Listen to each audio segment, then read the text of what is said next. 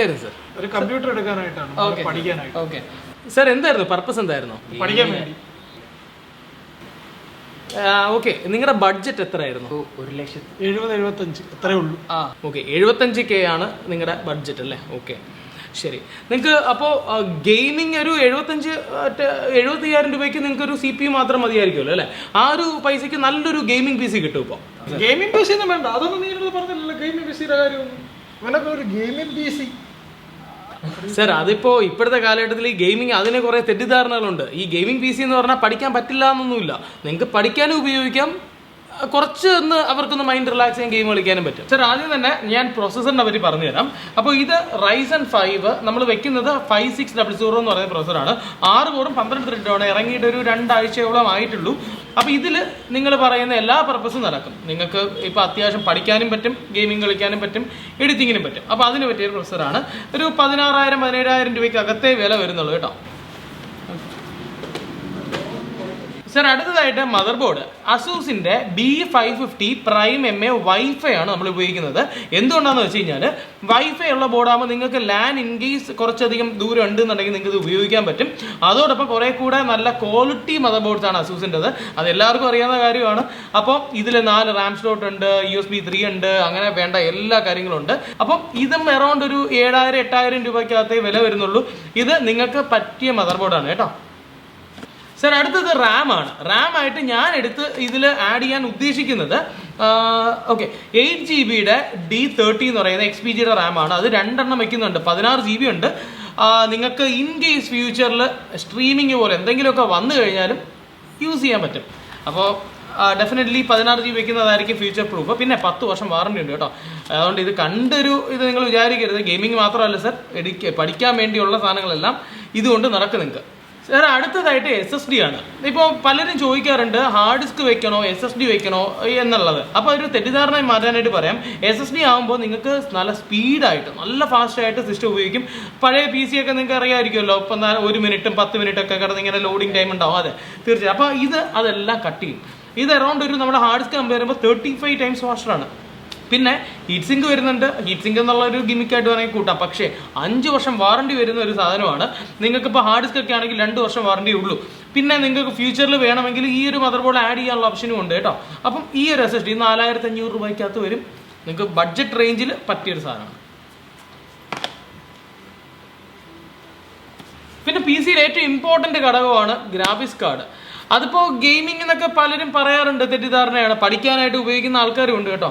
അപ്പോൾ ഈ ഒരു കാർഡ് ഇത് സൊട്ടാക് എന്ന് പറയുന്ന ബ്രാൻഡിൻ്റെ RTX 3050 കാർഡാണ്. 8GB ആണ്. ഇതിൽ തന്നെ 3 വേരിയൻ്റ് ഉണ്ട്.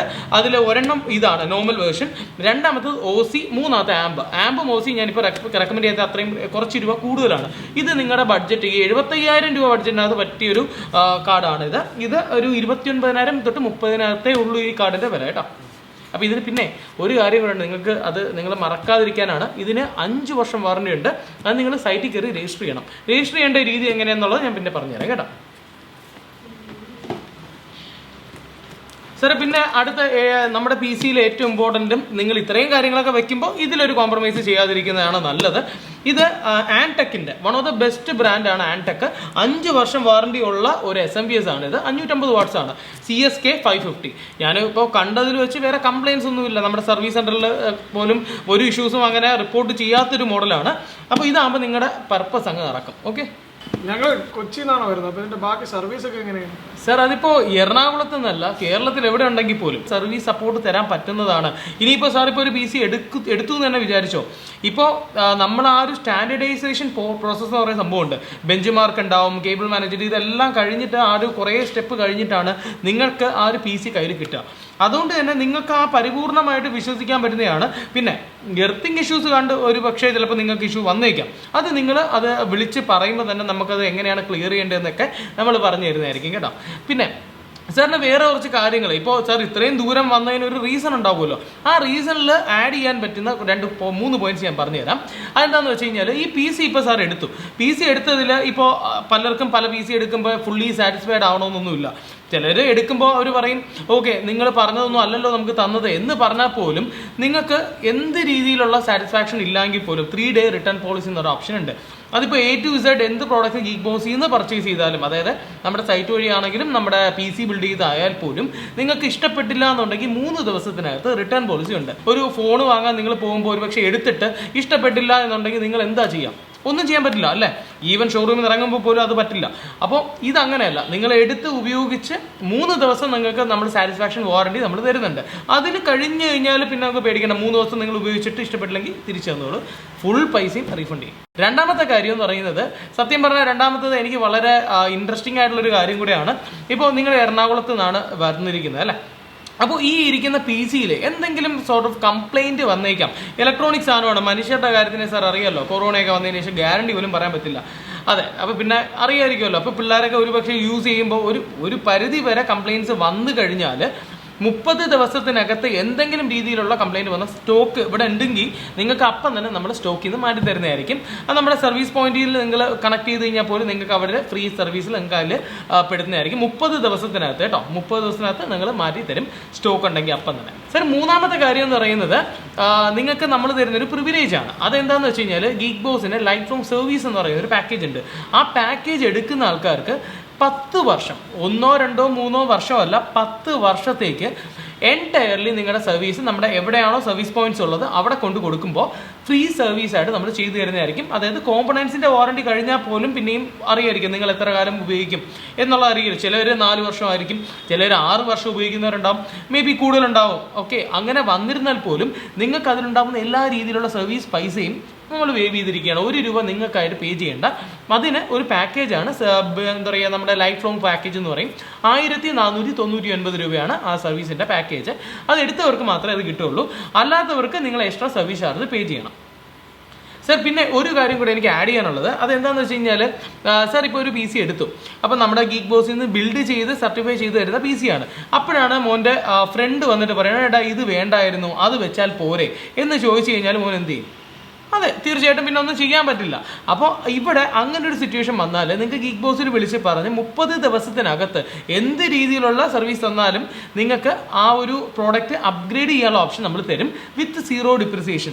ഈ ഒരു പ്രോസസ്സ് അല്ലെങ്കിൽ ഒരു എന്താ പറയുക പാക്കേജ് ഇന്ത്യയിൽ തന്നെ വളരെ വിരളമായിട്ടുള്ള 1-2 ആൾക്കാർ ചെയ്താലേ എൻ്റെ അറിവിലില്ല. എന്നാലും ഞാനത് പറയുകയാണ്, കാരണം നിങ്ങൾക്ക് ഫ്രീ ഓഫ് കോസ്റ്റ് ആ ഡിഫറൻസ് മാത്രം പേ ചെയ്ത് അപ്ഗ്രേഡ് ചെയ്യാനുള്ള ഓപ്ഷനുണ്ട്. ഇതിനപ്പുറത്ത് പിന്നെ എന്താ ചെയ്യേണ്ടല്ലേ? ഇപ്പോൾ സാറിന് വിശ്വാസമായില്ലേ എന്തുകൊണ്ടാണ് നിങ്ങൾ ഇത്രയും ദൂരം മോൻ വിളിച്ചുകൊണ്ട് വന്നതെന്ന്? പിന്നെ നമ്മുടെ വീഡിയോസ് കണ്ട് മാത്രം ഇഷ്ടപ്പെടുന്നവരല്ല, അവർക്ക് വിശ്വാസമുള്ള കുറേ ആൾക്കാർ പറഞ്ഞതും നമ്മുടെ റിവ്യൂസ് നോക്കിയാൽ നിങ്ങൾക്ക് അറിയാവുന്നേ ഉള്ളൂ. ഈ പറഞ്ഞ സാറിൻ്റെ ഈ ഡൗട്ട്, എന്താ അടിച്ചു പോയി കഴിഞ്ഞാൽ എന്താ ചെയ്യുക, നമ്മൾ തിരിഞ്ഞു നോക്കുമോ, ഈ സ്ഥാപനം പൂട്ടിപ്പോയാൽ എന്താ ചെയ്യുക, എല്ലാ കാര്യങ്ങളുടെ ഉത്തരം സാറിന് അതിൽ തന്നെ ഉണ്ട്. അപ്പോൾ എന്തായാലും നമുക്ക് നല്ലൊരു സിസ്റ്റം തന്നെ എടുക്കാം, പൈസ നോക്കണ്ട. ഓക്കെ, പോരെ? അതെ, ഓക്കെ സാർ. അപ്പോൾ ബാക്കിയുള്ള കാര്യങ്ങൾ നാളെ രാവിലെ തന്നെ ഞാൻ വിളിച്ച് പറയാം കേട്ടോ. അപ്പോൾ താങ്ക് യു. ശരി.